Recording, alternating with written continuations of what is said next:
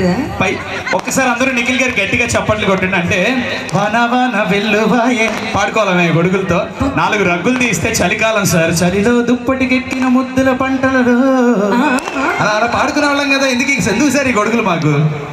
But thank you, that was a lovely performance. గట్టిగా చప్పట్లు నిఖిల్ గారి కోసం. చాలా పర్ఫార్మెన్స్ చూస్తున్నాను కానీ కొంచెం డిఫరెంట్ గా అనిపించింది. మామూలుగా కాదండి, ఇన్ని మ్యాజిక్లు చేశారు. ఆడవాళ్ళు సన్నగా అవ్వడానికి ఏ మ్యాజిక్ ఉండదా? అది కానీ అమూల్యాన్ని అంటే మీరు చిన్న థమ్స్అప్ బాటిల్ పెట్టి పెద్ద బాటిల్ తీశారు. ఇలా ఒక వైట్ క్లాత్ లోంచి ఒక పావురాన్ని ఒక గువ్వని బయటకు తీశారు. ఇంకో అమూల్యాన్ని పెడితే అమూల్యాన్ని అందులో పెట్టి బ్యాగ్ లో ఇంకో అమూల్యాన్ని తీశారనుకో, ఇవాళ నెల్లూరులో ప్రోగ్రామ్, హైదరాబాద్ లో ప్రోగ్రామ్, చిత్తూరులో 2-3 చోట్లకు పంపిస్తాం మేము. బిజీ ఆర్టిస్ట్ దొరబాబు సార్కి ఇబ్బంది అవుతుంది ఎవరు ఒరిజినల్ అమూల్యాన్ని కనుక్కోడాక. Super, thank you. But enjoy చేస్తే ఒకసారి గట్టిగా చప్పట్లు నిఖిల్ గారికి. Come on. Thank you sir, thank you once again. So wonderful అండి. సో మన ఎమ్మెల్యే గారు ఇంకొక 2 minutes లోనే వచ్చేస్తున్నారు. సో ఈ లోపు మీ అందరి కోసం ఒక మంచి వండర్ఫుల్ ఏవి ఒకటి స్క్రీన్ చూడబోతున్నాము. దారంతా చిత్తూరు నియోజకవర్గంగా ప్రార్థిస్తున్నారు. Chittoor government hospital development members Gurijala Suresh గారిని, ఎల్ఐసి అరుణ్ కుమార్ గారు కూడా వేదిక మీదకి రావాల్సిందిగా ప్రార్థిస్తున్నాం.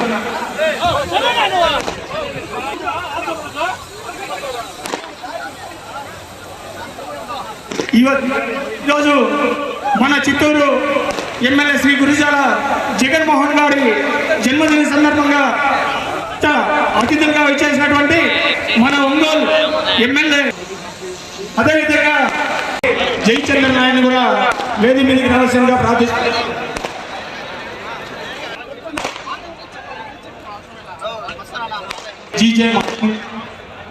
ఈ కార్యక్రమాన్ని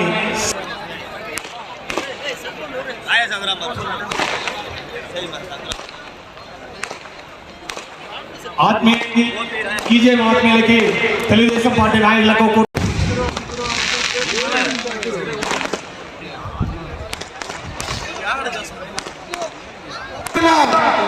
ఈ న్యూట్రన్ ఫ్యాక్టరీలో ఇంత ఘనంగా జన్మదినం జరుపుకున్నటువంటి మన ప్రియతమ నాయకుడు గురిజాల జగన్మోహన్ గారు ఈ న్యూట్రన్ ఫ్యాక్టరీ స్థలాన్ని, ఈ గడ్డను ఏం చేస్తాడని ఏమి స్టార్ట్ చేయాల్సిందిగా కోరుతున్నాము.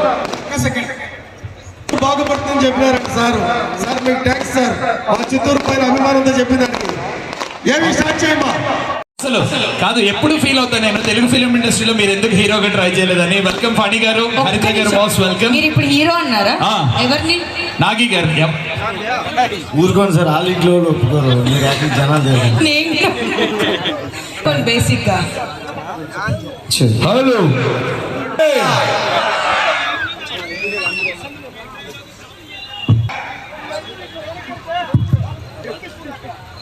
ముందుగా నిజంగా ఇంత చక్కటి కార్యక్రమంలో మన సార్కి, మన చిత్తూరు ఎమ్మెల్యే గారు గ్రేట్ మన జగన్మోహన్ గారు పుట్టినరోజు సందర్భంగా వారికి మేము పుట్టినరోజు శుభాకాంక్షలు తెలియజేసుకుంటూ ఈ కార్యక్రమానికి మాకు అవకాశం ఇచ్చినందుకు thank you sir. Thank you very much sir.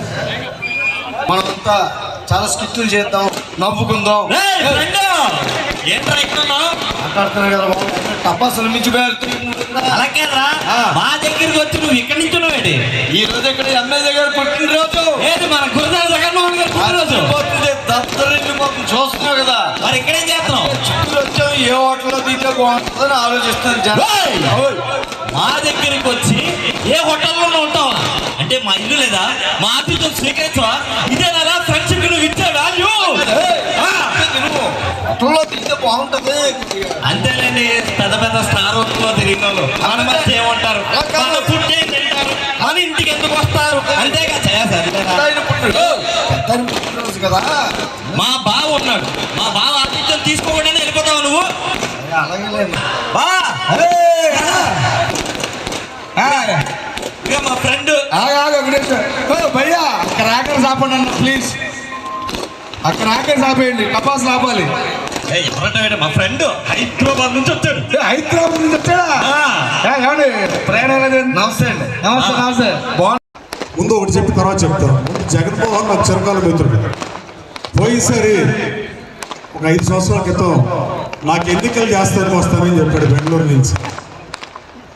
అలాంటిది నాతో కలిసి సహచర శాసనసభ్యుడిగా 16వ శాసనసభకి నా మిత్రుడు కూడా ప్రవేశించడం హృదయపూర్వకంగా అతన్ని అభినందిస్తూ, అలాగే మనస వాచ కర్మ గెలవాలని కోరుకున్నాను. అది నాకు ఎలక్షన్ చేస్తానన్నా నాకు వచ్చి ఎలక్షన్ చేయడం కాకుండా నా తోటి సహచర శాసనసభ్యుడిగా ఉన్నందుకు మరోసారి ధన్యవాదాలు తెలియజేస్తూ, ఎన్టీ రామారావు మహానుభావుడు ఈ పార్టీ పెట్టి 82 మార్చి 29 పెడితే ఆ తర్వాత కొన్ని నెలలకు పుట్టిన జగన్మోహన్ ఎమ్మెల్యే అయినా, లేకపోతే కాకర్ల సురేష్ మిత్రుడు ఎమ్మెల్యే అయినా ఉదయగిరి నుంచి, నేను శాసనసభ్యుడైన మహానుభావుడు ఈ పార్టీ పెట్టడం. తెలుగు మన దేశం సినిమాతో మొదలెట్టి నా దేశం సినిమాతో సినిమాలు అయిపోయి తెలుగుదేశం పార్టీ పేరు పెట్టి ప్రజల ముందుకు వచ్చి 9 నెలలు అధికారంలో తీసుకొచ్చి ఆ మహానుభావుడు ప్రధాన కారణం. చండశాసనుడు సినిమాలో ఎట్లు ఎన్టీ రామారావు గారితో ఎట్లు మాయే మా కుటుంబాన్ని. అలాగే ఎన్టీ రామారావు గారికి అవార్డు ఇవ్వట్లేదు. నేను 2007లో మహానాడుకు వచ్చి నేను 10,000 చెక్కిచ్చేళ్ళా. ప్రభుత్వం ఆ రోజు కాంగ్రెస్ ప్రభుత్వం ఇవ్వట్లేదు. అలాగే నక్సలైట్ల దేశభక్తులని కొలిచిన ఏకైక నాయకుడు, అంత దమ్మున్న నాయకుడు ఎన్టీఆర్. 10,000 రూపాయలు లంచం తీసుకున్న మంత్రిని మంత్రివర్గం నుంచి బర్తరఫ్ చేసే దమ్మున్న రాజకీయ నాయకుడు కూడా ఎన్టీఆర్.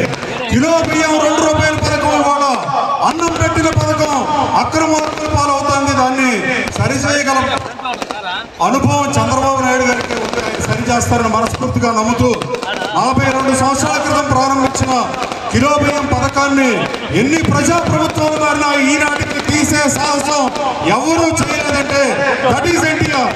అలాగే చంద్రబాబు నాయుడు గారు కూడా ఆయన పదవీ కాలంలో 15,000 ఎకరాల్లో ఫైనాన్షియల్ డిస్ట్రిక్ట్ కట్టిన, 800 ఎకరాల్లో హైటెక్ సిటీ కట్టిన, హైటెక్ టవర్ కట్టిన, సైబర్ టవర్ కట్టిన, 5,500 ఎకరాల్లో శంషాబాద్ ఎయిర్పోర్ట్ ప్లాన్ చేసిన అలాంటి చంద్రబాబు నాయుడు గారి రాక కోసం ఆంధ్రప్రదేశ్ రాష్ట్రం అమరావతి పట్టణం ఆయన పట్టాభిషేకం ఎప్పుడు చేద్దామని గత సంవత్సర కాలంగా చూస్తుంటే మధ్యలో జగన్మోహన్ రెడ్డి గారు చేసిన తప్పులు చేసి చేసి చేసి పనికిమాలిన ఎదవులకు మంత్రులు ఇచ్చి తెలుగు భాషను మగుబాటు గురి చేసి 1950 తర్వాత తక్కువ అభివృద్ధి చేసిన ప్రభుత్వం ఉంటే జగన్మోహన్ రెడ్డి ప్రభుత్వమే.